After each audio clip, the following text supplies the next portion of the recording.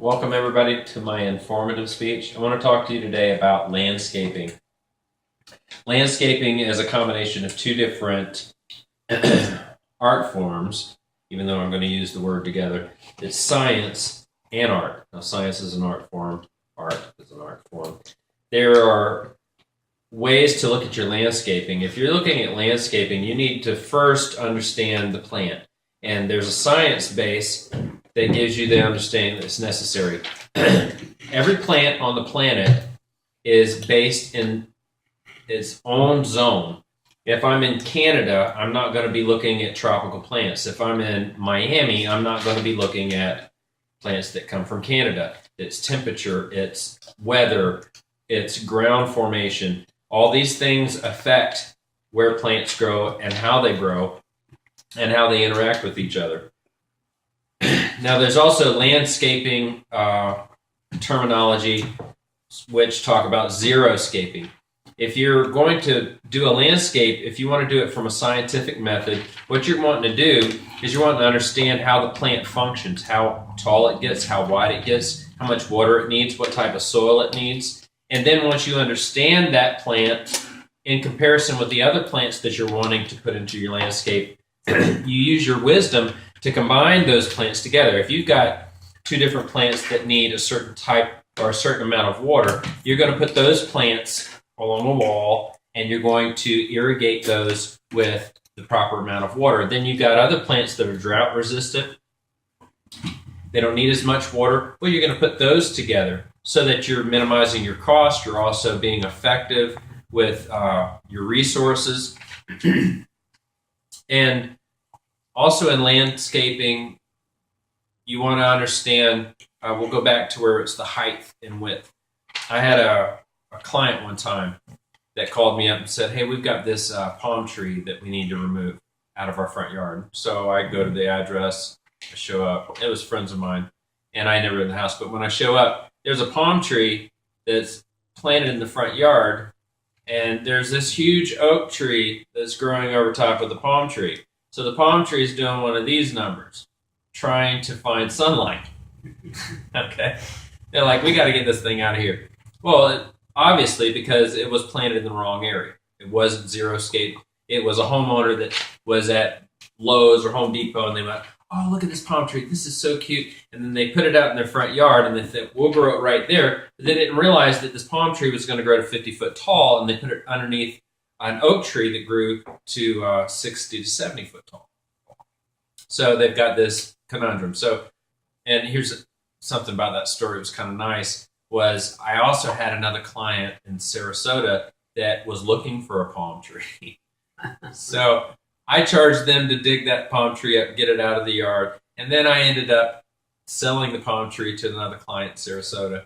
And I ended up talking to the client, and we called it the bent palm because of its, and it was very nice the way I installed it. So you've got to understand the science of the plants in order to make the plants work together. And here's another example of the science of plants. I work at Southeastern University, and we have topiaries located in different parts of the campus. And we have Lakeview jasmine that are on the northwest and also the south, or the northeast and the southwest end of Kelly Gardens. Now we're growing citrus trees in the center of Kelly Gardens, and we had citrus trees that were at the entrance of Longfellow and Prima Vista.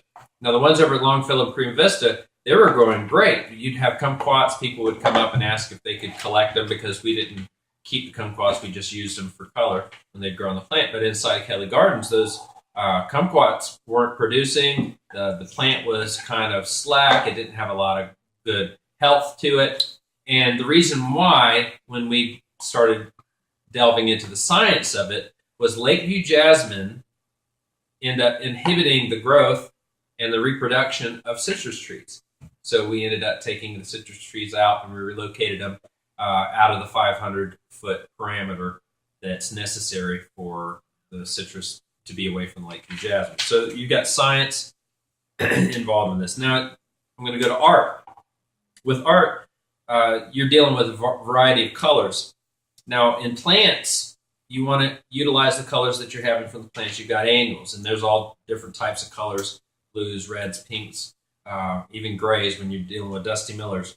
Azaleas. The azaleas at Southeastern, what we do is we utilize the azaleas in our landscape because we have a forum every year, and the forum ends up being right around the same time that the azaleas bloom. So we have used that art form of color all year long. You're looking at them, and it just looks like a bush. But when forum comes around, people are showing up, dignitaries, famous people, what have you, and then you've got this vibrant amount of color that's popping in all these different locations that are centralized to where we have the forum. So this is an art form that relates to color, and it's an annual thing.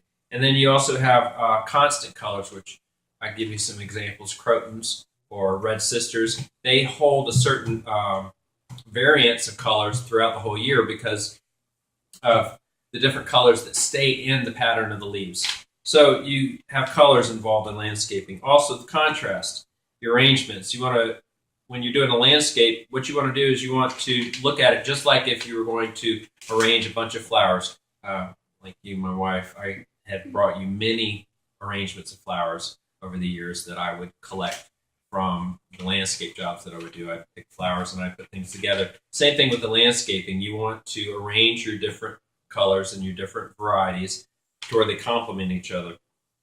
Division and space. Whenever you're doing your landscaping, you want to not overcrowd. Let's use a canvas, which you're doing an artwork on, you're doing painting. Well, there's importance that you understand space and empty space. And the same thing works in landscaping. I started doing landscaping years ago because I'm an artist, I'm a musician, and I was looking for something that would give me pleasure while I was making money. And so take that canvas that I showed you and then turn it down, and then that's how I do my large paintings. There's also a couple of other things. I'm going to wrap this up real quick. I'm trying to watch my time, do better on this. You can also utilize pavers. You can utilize fountains, benches, different structures within your landscape for division, which goes along with the canvas. I hope that you all learned something today, and I'm also hoping that if anybody has any questions about landscaping, I have a ton of information I would love to share. Thank you very much. Hope you all have a good night.